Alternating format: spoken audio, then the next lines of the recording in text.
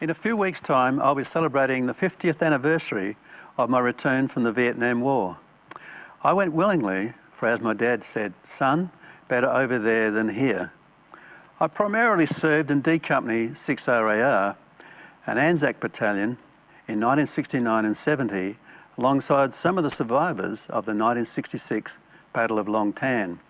Several were my section corporals. During my time there, God became real to me. For out of a deep fear and desperation, I responded to a Holy Spirit-inspired letter from a much-loved, church-going, Jesus-loving lady back home. Her name was Ivy.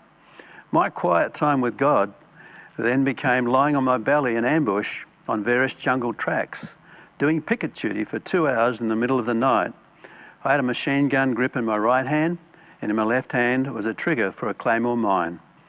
God came right alongside me and revealed himself to me in a very personal way, and it helped to make me strong and fear-free and able to soldier on.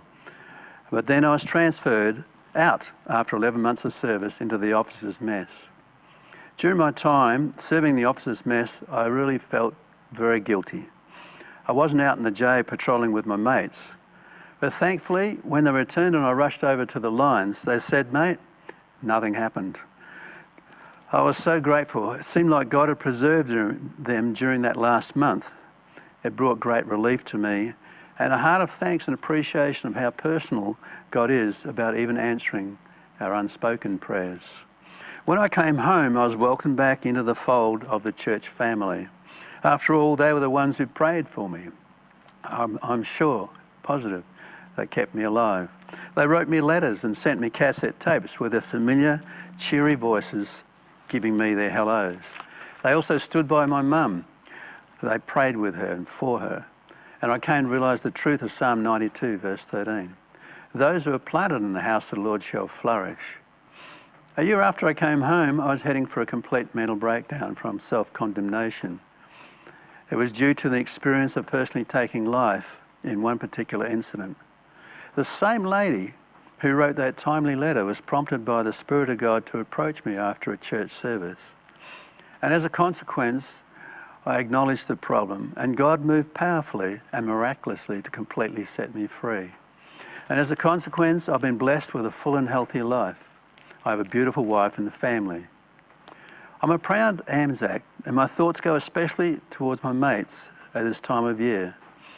But I know we're all very appreciative of the acknowledgement of the people of this nation on Anzac Day, and I want to pass on our thanks to you. I wish to acknowledge also our brave men and women who have served and are still serving in our armed forces. They are often forced by their role to do the unthinkable and the unmentionable. They need our support and acknowledgement, and especially our prayers. Right now, we've been challenged by COVID-19. And our thoughts and prayers go out to all the others in uniform, especially the doctors and the nurses, the police and others in essential services. As a nation, we have been challenged like nothing experienced in modern life. My prayer is we shall pull together and be reformed and reshaped into a better Australia.